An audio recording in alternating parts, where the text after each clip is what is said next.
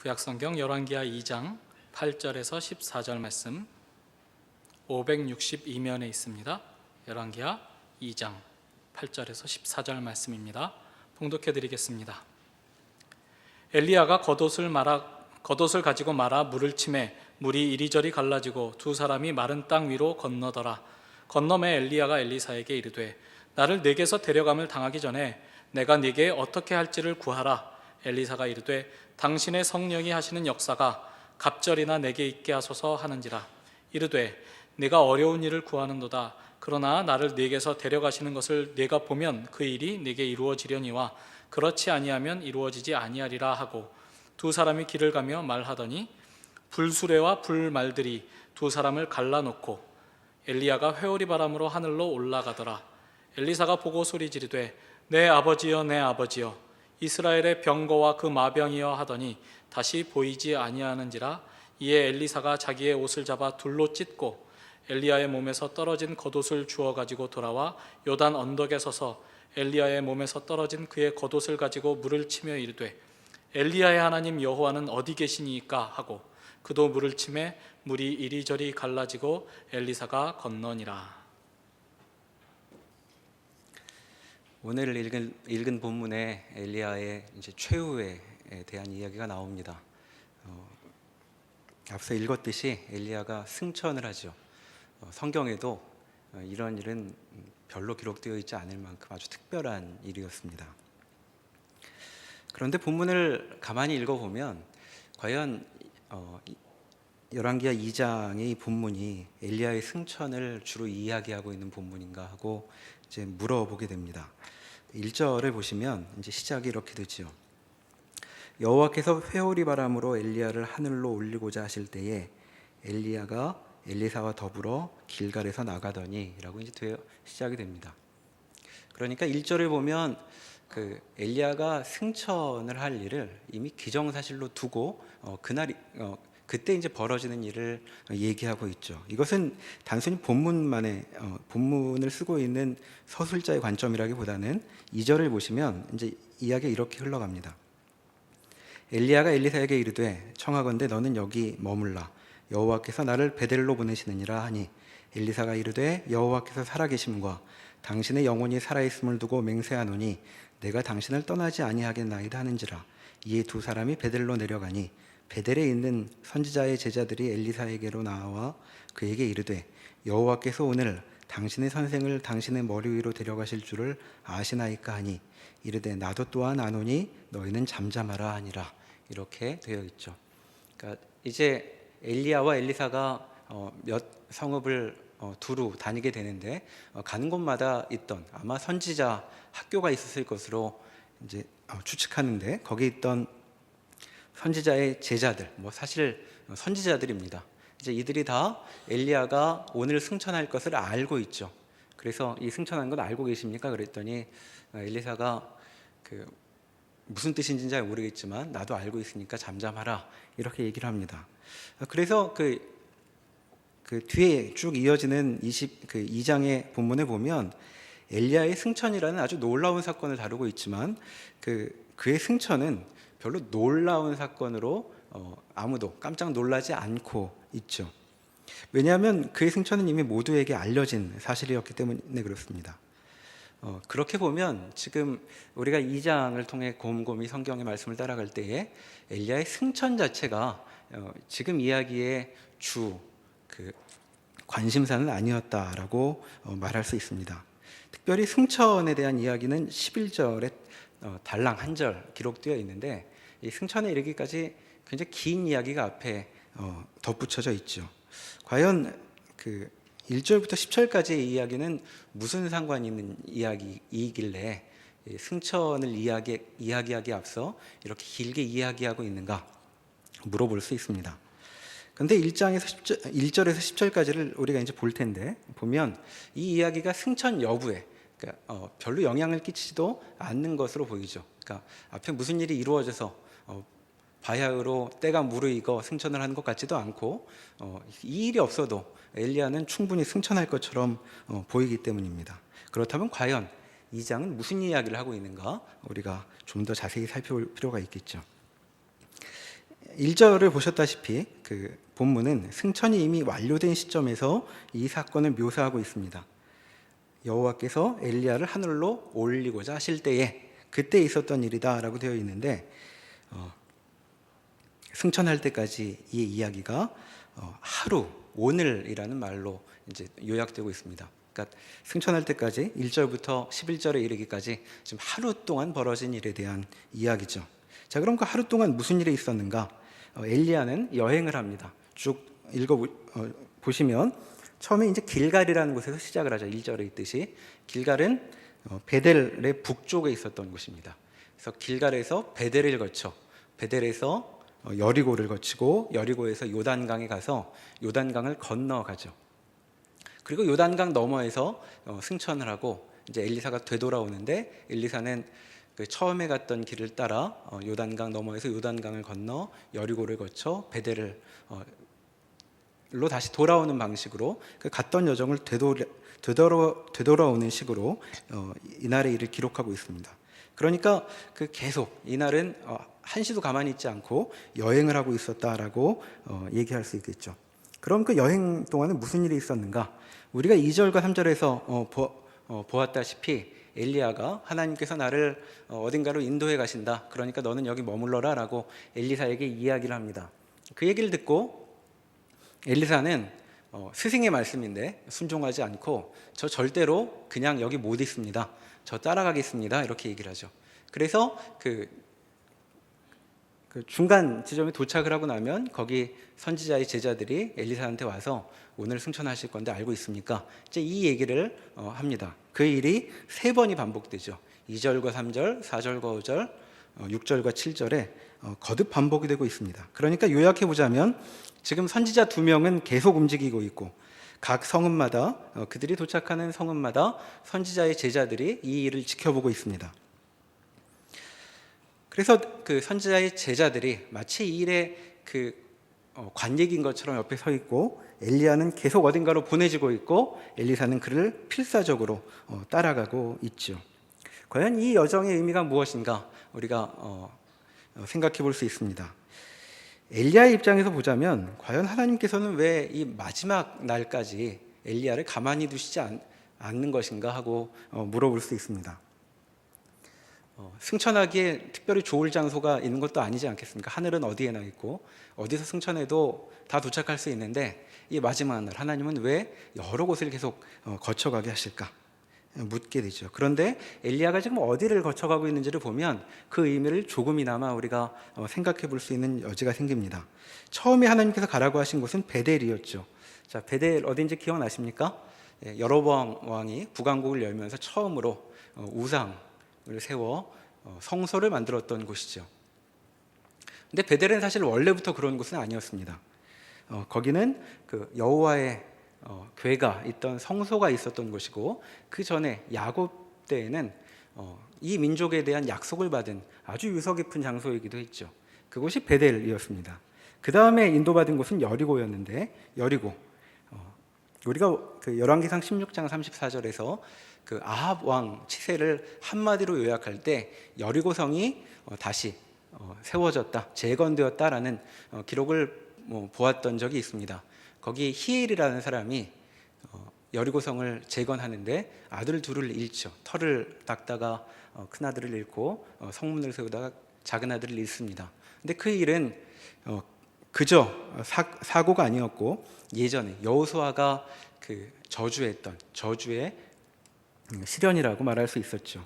여리고는 다름 아닌 처음으로 가나안에 입성해서 여호수아의 인도로 처음으로 정복한 성읍이 여리고였던 것이죠. 그래서 거기는 하나님께서 이 민족을 심판하신 곳이니 그대로 두라라고 말했는데 아합 때 그곳을 재건했던 것, 그것을 보여줬던 것이 바로 여리고라는 곳이었습니다. 그 다음 도착하게 되는 요단은 어디인가? 요단은 드디어 조상 몇백 년 전부터 조상 때부터 주어졌던 약속이 실현되었던 장소지요. 자, 여호수아의 인도로 그 요단을 물에 닿지 않고 건넜던 일을 여호수아서는 기억하고 있습니다. 여호수아가 마치 모세가 홍해를 갈랐던 것처럼 요단을 가르고 주님의 백성들을 약속된 땅으로 불러들였던 곳, 거기에 바로 요단이었죠. 자, 이렇게 보면 지금 엘리야가 이 마지막 날에 승천을 앞두고 지나오고 있는 곳은 이스라엘의 현재와 과거를 모두 상징적으로 알려주는 곳이라고 말할 수 있겠습니다. 이스라엘이 어떻게 시작된 나라인가? 우리가 이곳에 살고 있는 것은 어떤 사연 때문인가를 아주 오래전부터 알려주고 있던 그곳. 그러나 지금은 그런 약속이 모두 잊혀진 채 우상들로, 그리고 하나님과 멀어진 일들로 채워졌던 그러한 공간을 지금 이동하게 하시는 것이죠. 바로 그와 같은 곳을 둘러보며 엘리야에게 마지막 시간을 보내게 하십니다. 엘리야는 이것들을 둘러보며 과연 자신이 살아왔던 지난 날을 돌아보며 자신의 사역이 어떤 맥락 가운데 있는 것인지를 다시 확인하는 시간이 되었을 것입니다. 하나님께서 이루신 이 공간에서 내가 이제껏 주님의 뜻을 이루기 위해 한 역할을 하고 있었구나 하는 것들을 돌아보고 정리해 볼 수 있는 자리였겠죠. 즉 그런 의미에서 엘리야에게 이 공간들은 특별한 의미를 지녔을 것 같습니다. 그런데 이 여정은 엘리야만 혼자 가지 않고 있고 우리가 본문에서 보았듯이 엘리사라는 사람이 동행하고 있습니다. 엘리사는 지금 엘리야가 환영하고 있지 않은데도 줄곧 그를 쫓아가고 있었죠. 엘리야는 참 이상스럽게도 제자인 엘리사를 계속 떨어뜨려 두려고 하고 있습니다. 엘리사를 이미 하나님의 말씀에 따라 후계자로 삼고 있었죠. 사실 그렇게 후계자로 삼은 사람이라면 자신의 마지막 길에 동행하자고 말하는 것이 훨씬 자연스러울 것으로 보입니다. 이제 다시는 보지 못할 터이니 엘리사와 할 이야기가 많이 있었을 것 같죠. 그런데 이상스럽게도 엘리야는 자꾸 쫓아오는 엘리사를 떨어뜨려 두려고 합니다. 그것도 다른 날이 아니라 오늘 바로 자신이 승천할 것인데도 엘리사에게 자꾸 자신을 따라오지 말라고 이야기하죠. 후임자가 선임자와 함께 자리를 함께하며 그 일을 이어받는 것이 훨씬 타당해 보이는 것이라면, 그리고 그렇게 후임자가 보는 데서 자신의 사역을 마무리하는 것이 훨씬 자연스럽고 당연해 보임에도 엘리야가 계속 거듭해서 한두 번도 아니고 반복해서 엘리사에게 너는 여기에 머물라라고 말하고 있는 것을 보면 지금 엘리야는 엘리사에게 어떤 특별한 메시지를 던지고 있는 중이라고 말할 수 있을 것입니다. 자, 엘리야가 어떤 의미에서 머물라고 하는지는 모르겠으나 엘리사는 계속 고집을 부리고 있죠. 저는 당신과 함께 갈 것입니다. 여호와의 살아계심과 당신의 영혼의 살아있음을 두고 맹세합니다. 저는 당신을 떠나지 않을 것입니다 라고 얘기하고 있죠. 이게 무슨 뜻일까요? 말을 풀어보면 당신을 떠나지 않겠다는 얘기는 그저 공간적인 의미를 넘어서서 당신과 시작된 그 인연은 계속될 것입니다 라는 말로 우리가 바꿔 볼 수 있을 것입니다. 자, 엘리사는 어떤 사람입니까? 앞에 열왕기상 19장에서 우리가 보았듯이 하나님께서 직접 너를 대신하여 엘리사를 선지자 되게 할 것이다 라고 엘리야에게 말씀하셨던 바로 그 사람이지요. 그리고 그 말씀에 따라 엘리사가 밭을 갈고 있을 때에 겉옷을 던져 자신의 후계자가 될 것을 표했던 사람입니다.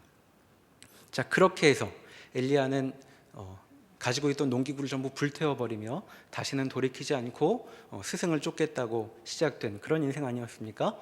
이제 엘리야가 세상을 떠나려고 할 때 그가 저는 당신을 떠나지 않겠다라고 말하는 것은 그렇게 시작된 당신과 나의 인연은 계속될 것입니다 라는 말로 읽을 수 있겠죠. 그러니까 엘리사는 지금 떠나지 않겠다는 말을 통해 저는 당신의 후임자로 계속 있을 것입니다, 이렇게 다짐하고 있는 것입니다.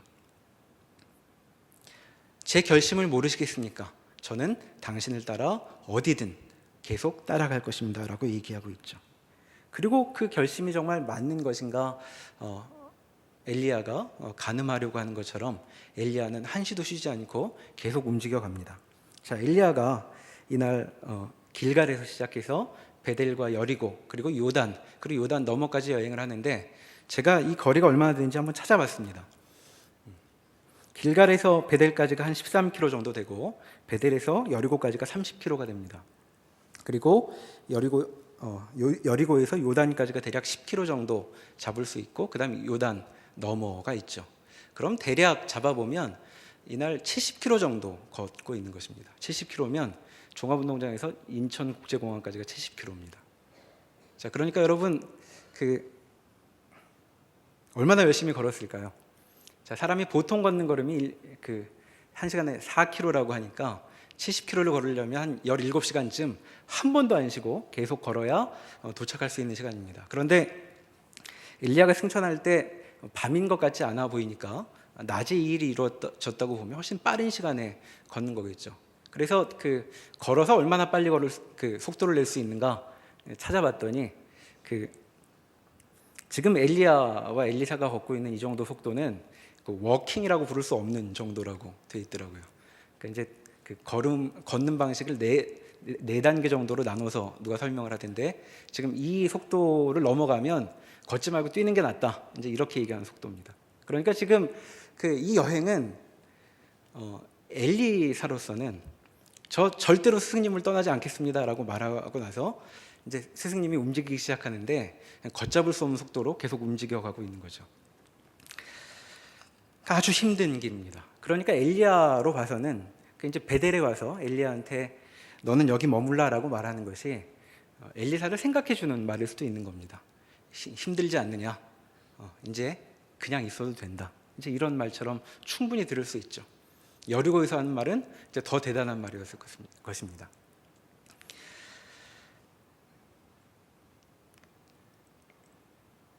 그와 같은 여정을 지금 계속하고 있는 것이죠. 그러니까 지금 엘리사는 여기서 제가 스승님 따라 가겠습니다. 어디를 가든 제가 쫓아가겠습니다. 라고 말할 때에는 엘리사로서는 두 가지를 경험하게 되었던 것이죠. 첫째는 정말로 고된 여정을 이날 감수해내는 것입니다. 과연 계속 갈 수 있을까 싶은 일을 엘리야는 계속 앞장서서 걷고 있고 엘리사는 엘리야만 한 능력도 없음에도 끝까지 놓치지 않기 위해 그 길을 가고 있었던 것이죠. 그러니까 엘리야가 지금 엘리사에게 이렇게 묻고 있는 것일 수 있습니다. 너 정말 나와 함께 그 길을 갈 수 있겠느냐? 너는 내 후임자가 된 일을 감당하겠노라고 여호와와 내 영혼을 들먹이며 이야기하고 있는데 정말 감당할 수 있겠느냐? 이렇게 물어보고 있는 셈입니다. 그리고 단순히 그 거리만의 문제가 아니라 지금 엘리야가 지나왔던 그 장소들, 우리가 앞서 살펴봤던 그 장소들은 바로 엘리사에게도 그대로 보이는 장소였죠. 그 베델과 여리고와 요단이 지금은 이 모양이 되었던 것입니다. 하나님을 모두 잊어버리고 아무도 하나님의 뜻에 따라 인생을 맞추지 않고 나름의 방식대로 살고 있는 그 현실을 보며 엘리야의 이 질문은 다시금 엘리사에게 중요한 갈림길이 되는 것이죠. 너는 여기 머물러라. 정말 나를 따라올 수 있겠느냐라고 묻고 있는 셈이 됩니다. 그러나 엘리사의 결심은 대단했던 것으로 보이죠. 그는 끝까지 엘리야의 말을 따르지 않고 저는 쫓아가겠습니다라고 말하여 드디어 요단에까지 이르고 요단강이 갈라지는 것을 경험하고 스승을 따라 그 마른 땅 위로 약속의 땅 너머로 넘어갑니다. 그리고 9절에 이르러서 엘리야가 그 전과는 다른 이야기를 처음으로 하죠. 9절에 요단을 건너가서 엘리야가 엘리사에게 이렇게 말합니다. 나를 내게서 데려감을 당하기 전에 내가 내게 어떻게 할지를 구하라. 이렇게 얘기하죠. 우리가 앞의 내용을 염두에 둔다면 이 질문은 이런 내용일 것입니다.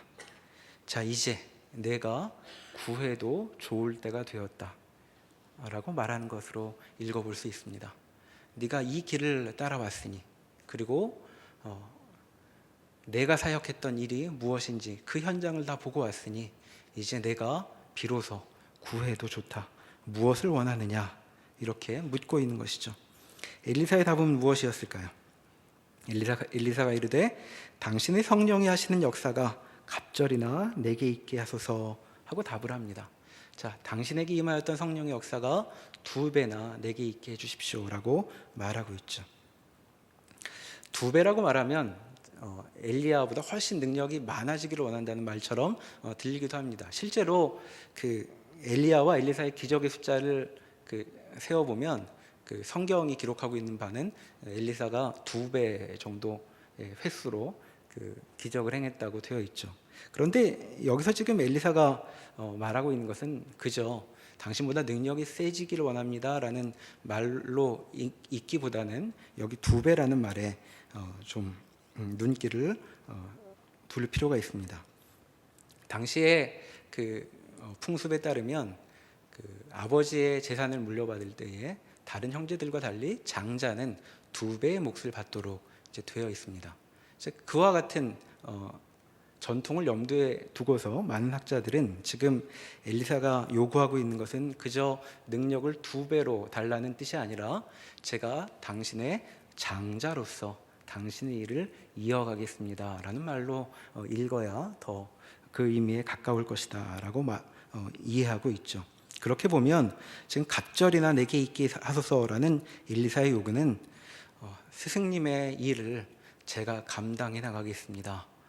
제가 그 일을 감당할 수 있도록 저에게 능력을 더하여 주십시오라고 말하고 있는 것이죠. 그리고 이런 간구는 타당해 보입니다. 왜냐하면 스승이 걸었던 그 사역은 자신의 결심과 능력만으로는 감당할 수 없는 아주 벅찬 것임을 이 여행을 통해 그는 더 깊이 깨달았을 것이기 때문이죠. 자, 여기서 엘리야는 그 말을 듣고 10절에 이렇게 얘기합니다. 엘리야가 이르되 내가 어려운 일을 구하는도다. 그러나 나를 내게서 데려가시는 것을 내가 보면 이 일이 내게 이루어지려니와 그렇지 아니하면 이루어지지 아니하리라 라고 이제 답을 하죠. 참 어려운 일을 구하는구나. 그런데 전혀 불가능한 것은 아니다. 내가 나를 데려가시는 것을 보기만 한다면 내 소원이 이루어질 것이다 라고 얘기하죠. 그저 보면 별로 안 어려워 보입니다. 왜냐하면 지금 계속 쫓아다니고 있지 않았습니까? 한 번도 떨어지지 않고 쫓아왔는데 이제 엘리야 승천할 일이 뭐 그렇게 못 볼 일이었겠습니까? 근데 여러분 지금 여기에 흐름을 보면 그저 이것이 그와 같은 엘리야가 승천한 것을 눈으로 보라는 하나의 행동으로 그것이 그런 조건으로 주어진 것만은 아니라는 점을 우리가 생각해 볼 수 있습니다. 보통 어떤 전설이나 민화를 보면 이런 조건이 주어지면 거의 이루어지지 않습니다. 여러분 우렁각시 얘기 기억나십니까? 절대로 보지 마세요. 이런 일은 꼭 봐서 일이 엇나가죠. 그러니까 마치 지금 엘리야가 그런 식으로 얘기를 하고 있는데 이제 엘리사가 보게 될까요? 못 보게 될까요? 자, 성경 보통은 이런 일들은 거의 이루어지지 않아서 일이 망가지는데 성경은 어떻게 되나? 이제 계속 보시죠. 11절에 보면 그 말을 듣고 두 사람이 길을 가며 말을 하더니 불수레와 불말들이 두 사람을 갈라놓고 엘리야가 회오리 바람으로 하늘에 올라가더라 이렇게 되어 있습니다. 봤던 모양입니다. 그걸 보고 엘리사가 보고 소리 지르되 내 아버지여 내 아버지여 이스라엘의 병거와 그 마병이여 하더니 다시는 보이지 않느냐 하는지라 이 엘리사가 자기 옷을 잡아 둘로 찢고 라고 되어 있죠. 엘리야가 승천한 것을 엘리사가 보게 됩니다. 그런데 이제 엘리야가 어떻게 승천하나 보면 11절을 보시면 엘리야는 회오리 바람으로 하늘로 올라갑니다. 저는 예전에 주일학교 때 엘리야 승천하는 걸 그림으로 주일학교 교재에서 봤던 기억이 나는데 거기 보면 불말과 마차를 타고 승천한 것처럼 그려 있던 그림을 봤던 기억이 나는데 여러분들은 어떠신지 모르겠습니다. 11절을 보면 그렇게 승천한 게 아니죠. 불말과 불수레는 두 사람을 갈라놓을 때 사용된 것이고 엘리야는 회오리 바람 타고 승천합니다. 그리고 그 일을 보고 그 엘리사가 이렇게 얘기하죠. 엘리야를 향해서 이스라엘의 병거와 그 마병이여라고 이제 부릅니다. 이걸 보면 지금 이 승천 사건을 통해서 엘리사가 보게 된 것은 무엇이냐면 엘리야가 과연 이제까지 이스라엘에 와서 무엇을 하고 있는지에 대한 것을 비로소 더 깊이 깨닫게 된다고 말할 수 있겠습니다. 엘리야는 지금 여기 왜 와 있었던 것인가? 엘리사의 표현에 따르면 이스라엘의 병거와 마병으로 와 있었다는 것이죠. 그런데 그 11절에 보면 그 두 사람을 갈라놓았던 불수로와 불말들은 수레 한 대에 말 2마리 또는 3마리가 아니라 그 12절에 있는 것처럼 12절은 이제 우리 성경에는 그렇게 표현이 안 되어 있는데 이스라엘의 병거들을 그 마병들이라고 이제 번역되는 말입니다. 그러니까 복수인 거죠. 병거들이 많은. 그러니까 엘리야 보고 뭐라 그랬냐면 병거 한 대라고 말하는 것이 아니라 병거들이라고 얘기하고 있는 것이죠. 그리고 엘리야가 사라질 때 봤던 것들도 이제 병거들, 불말들이었던 셈입니다. 그러니까 엘리야의 승천을 통해 엘리사가 확인하게 된 것은 그를 통해 엘리야를 통해 지금 이스라엘의 불말들, 불병거들이 와 있었던 것이로구나. 이제 이것을 깨닫게 되는 것이죠. 그래서 그분이 그렇게 와 있던 분, 그러니까 그 병거와 마병이라고 불릴 만한 그분이었다는 사실을 깨닫게 되는 것입니다. 그러나 그는 승천해버리고 말죠. 그래서 12절에 엘리사가 자신의 옷을 찢고 슬픔에 잠겨버립니다. 자, 엘리야가 승천하고 나서 하나 남겨진 것인데 그것은 13절에 보듯이 엘리야의 몸에서 떨어진 겉옷이었습니다. 자, 겉옷 하나 말고는 마병도 병거도 사라져버린, 아무것도 남지 않은 현실로 돌아와 버린 것이죠. 자, 이제 엘리사는 어떻게 해야 할까요? 14절에 보면 그는 스승과 함께 왔던 길을 되돌이켜 옵니다. 그가 다시 요단에 머물게 되는데 요단에서 이렇게 행동을 하죠. 14절에 엘리야의 몸에서 떨어진 그의 겉옷을 가지고 물을 치며 이르되 엘리야의 하나님 여호와는 어디에 계시나이까 하고 그도 물을 치매 물이 이리저리 갈라지고 엘리사가 건너니라 라고 되어 있습니다. 지금 엘리사의 마음이 어땠을까요? 갈 때는 든든한 스승과 스승을 쫓아가는 일만 신경 쓰면 될 만큼 나머지는 전부 스승에게 맡긴 상태였습니다. 그러나 이제 돌이키는 이 길에는 아무것도 남아있지 않죠. 모든 것은 사라지고 스승도 사라지고 남아있는 것은 겉옷 하나뿐. 엘리야의 마음이 어땠을까요? 혼자 돌이키는 그 발걸음은 참으로 무거웠을 것입니다. 이미 그는 70km를 스승 쫓아서 걷고 있었던 상황 아니었습니까? 마병도 병거도 간 곳 없이 혼자서 다시 요단에 이르렀습니다. 자, 요단은 물이 흐르고 있었겠죠. 자, 스승이 했던 것처럼 그의 겉옷을 가지고 물을 칩니다.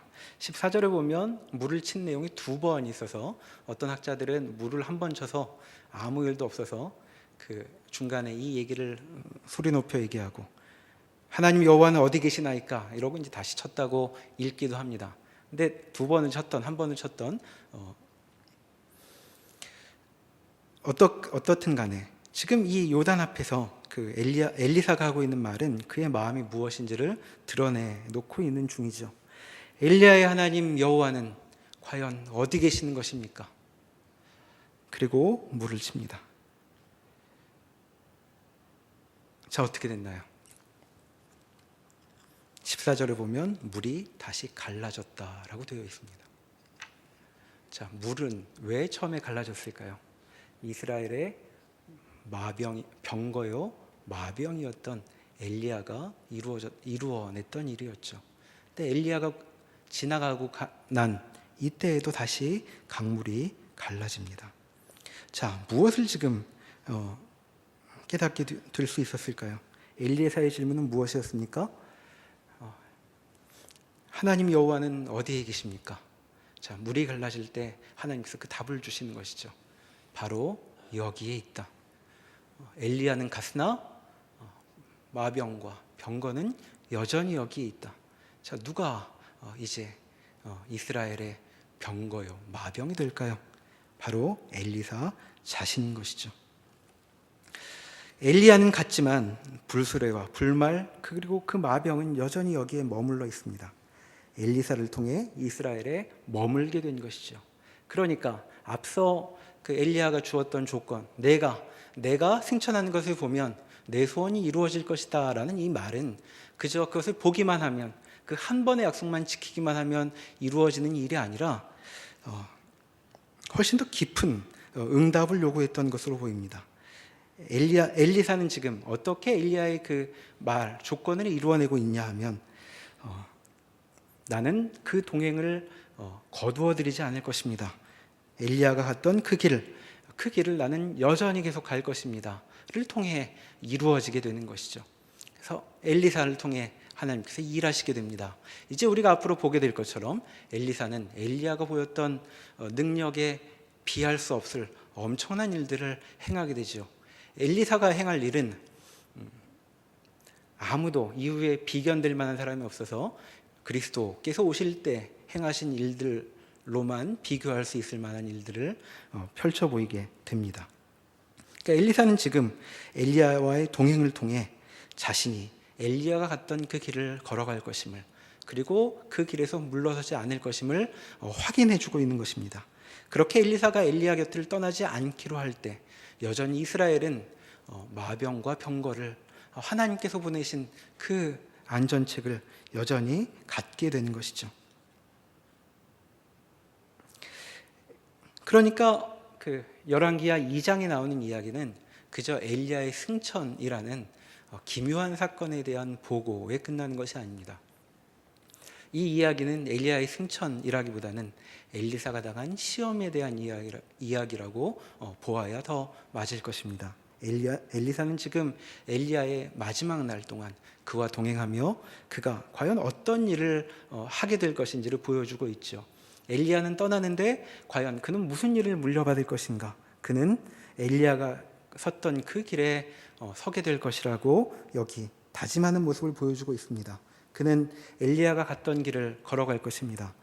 엘리야가 걸었던 그 길, 그가 겪었던 외로움, 그가 겪었던 탄식, 그리고 몸부림, 그리고 하나님과 멀어져 있는 이스라엘 속에 살아가는 그 고통을 모두 감내하며 자신도 스승이 걸어간 그 길을 걸어가겠다라고 여기서 우리에게 그 모습을 보여주고 있습니다. 이 일은 예전 이 고대 이스라엘에서만 벌어졌던 일은 아니죠. 늘 있는 일입니다. 교회에는 늘 엘리야와 같은 병거와 마병이 사라질 때가 늘 반복되죠. 자, 우리는 보통 어떻게 이제까지 살아왔습니까? 제가 청년부에 있으면서 남포교에 어떻게 오시게 됐느냐라고 새신자들한테 물어보면 보통은 박영선 목사님의 설교를 듣다가 오게 되었다라고 말씀을 하시거나 박영선 목사님이 목회하시는 교회 소개를 받고 추천해 주셔서 왔다라는 얘기를 보통들 하십니다. 그렇게 해서 이제 우리가 여기 만난 분들이 많이 있죠. 자, 그런데 박영선 목사님은 계속 계시지 않을 예정입니다. 여러분들은 이제 누구를 쫓아다니시겠습니까? 어디 가시겠습니까? 자, 우리가 늘 젊은 날이라면 누군가 우리 위에 무언가 더 큰 문제를 책임져 줄 사람들을 만나고 그분들에게 많은 문제를 기대해 놓을 수 있을 것입니다. 엘리사가 그랬던 것처럼 엘리사는 그저 쫓아다니기만 하면 됐죠. 그러나 그 스승은 내내 있지 않고 이제 사라져 버리죠. 자, 엘리사는 이제 그 몫을 자신이 감당해야 되는 자리에 서게 됩니다. 자, 우린 이제까지 우리 위에 우리보다 앞서서 신앙의 많은 문제들에 답을 줄 신앙의 선배들을 두고 있었지만 이제 우리가 한 해를 거듭하여 살아갈 때마다 그 일이 우리에게도 넘어온다는 사실을 기억해야 합니다. 그리고 엘리사처럼 주께서 맡기시면 그 일을 맡아야 하는 것이죠. 이스라엘은 과연 앞으로 어떻게 할까요? 엘리야도 사라졌는데 엘리사 같은 사람이 물려받았기 때문에 여전히 존속되게 됩니다. 하나님께서 엘리사를 정하셨지만 그 일은 하나님께서 정하셨다고 그냥 이루어진 것이 아니었죠. 엘리사가 여기 보았듯이 그가 자발적으로 헌신하고 수고를 감당하기로 하는 결심을 하면서 그 일이 이루어진 것입니다. 그가 그렇게 하나님의 뜻하심에 응답하게 되었을 때 이스라엘은 다시금 그를 보호할 병거와 마병을 갖추게 되는 것이었죠.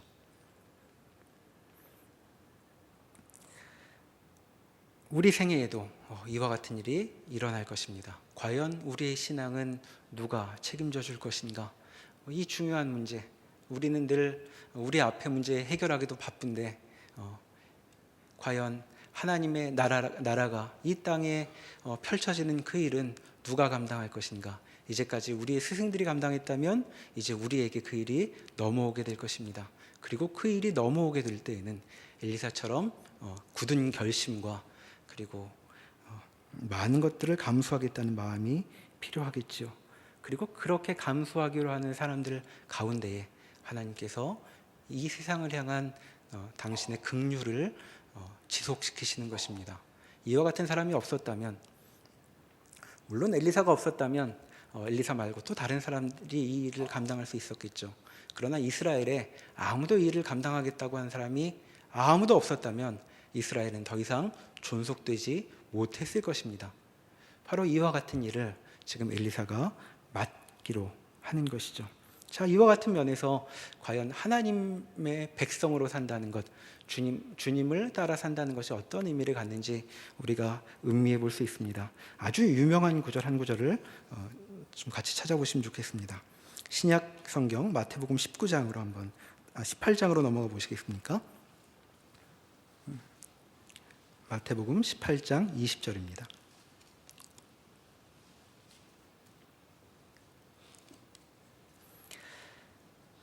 마태복음 18장 19절부터 제가 읽어보겠습니다. 진실로 다시 너희에게 이르노니 너희 중에 두 사람이 땅에서 합심하여 무엇이든지 구하면 하늘에 계신 내 아버지께서 그들을 위하여 이루게 하시리라. 두세 사람이 내 이름으로 모인 곳에는 나도 그들 중에 있느니라. 자, 두세 사람이 모인 곳에 나도 그들 중에 있느니라 라는 말씀은 어떤 의미일까요? 그리스도인들이 모이면 하나님이 함께 계셔라는 의미라고 우리가 잘 알고 있습니다. 그러나 지금 엘리사와 엘리야의 사건을 볼 때는 여기에 더 깊은 의미가 있다는 것을 우리가 생각해 볼 수 있죠. 자, 하나님은 어떻게 그들 중에 계실까요? 자, 그들을 이스라엘의 병거와 마병으로 삼으셔서 그 안에 머무시는 것입니다. 자, 여러분들이 하나님 앞에 하나님의 백성답게 여기 엘리사처럼 그렇게 그 길을 따라 돌이키지 않고 머물지 않고 주께서 원하시는 곳으로 가겠다고 마음 먹는다면, 그리고 이 땅은 계속 하나님으로부터 멀어지는 것 같고 하나님이 안 계신 것 같고 우리는 버려진 것처럼 느껴지는 그런 곳에 있을지라도 우리가 그렇게 엘리사처럼 마음을 먹고 순종하고 있다면 우리가 있는 곳에 이스라엘의 병거와 마병이 머물게 되는 것입니다. 그리고 그런 여러분들을 통해 이 세상은 하나님의 자비를 경험할 수 있는 여지를 갖게 되는 것이죠. 그러니까 여러분, 우리의 자리가 얼마나 큰 것인지를 이해하시면 좋겠습니다. 자, 세상은 아무도 우리가 있는지 없는지도 모르지요. 요단강 너머에서 무슨 일이 있었는지 아무도 모릅니다. 여기 눈 밝은 선지자의 제자들 50명만 간신히 무슨 일이 있다는 것을 알면서 저 너머에서 기다리고 있을 뿐입니다. 그러나 지금 엘리사에게로 하나님의 일하심이 넘어가 있고 이 사람을 통하여 이스라엘은 이후로 훨씬 더 하나님으로부터 멀리 떨어져 주의 뜻을 아무도 기억하지 않고 있는 현실 가운데 있으나 여전히 하나님의 일하심이 있는 그런 공간으로 지속되게 되는 것입니다. 우리가 이 세상에 살면서 우리가 어디에 있든 우리가 주 앞에 엘리사와 같은 마음으로 주 앞에 우리의 마음을 드리기로 결심하고 주의 능력을 구하며 우리의 자리를 지킬 때에 우리가 속한 이 세상도 하나님의 은혜를 여전히 받을 만한 자리로 남겨져 있을 것입니다. 우리는 그저 그저 존재하는 것이 아니라 이 땅을 지키는 병거와 마병으로 존재한다는 사실을 기억하고 우리의 마음을 다잡고 하나님께서 부르시는 곳으로 가기로 다짐하는 우리 모두가 되면 좋겠습니다. 기도하시겠습니다. 하나님께서 이 세상을 사랑하셔서 하나님의 아들을 보내셨고 지금도 많은 사람들을 부르고 계십니다. 그리고 이 일을 지속하시기 위해 우리를 먼저 주님의 자녀 삼으셨고 이 세상 곳곳에서 하나님의 백성으로 살아가도록 명하고 계십니다. 하나님, 우리도 엘리사처럼 그렇게 이 일을 외면하지 않고 우리의 믿음의 선배들이 나아갔던 길을 쫓아가겠노라고 다짐하고 주 앞에 순종하기를 원합니다. 주님, 우리에게 힘을 더하셔서 주께서 맡기신 우리의 역할들을 잘 감당할 수 있도록 도와주십시오. 그리하여 우리가 살아가는 이 세계에도 하나님의 은혜와 사랑이 넘치는 마병과 병거가 여전히 지켜내는 그런 복된 세상이 될 수 있도록 주여 저희가 속한 이곳을 돌보아 주시옵소서. 예수님의 이름으로 기도합니다. 아멘.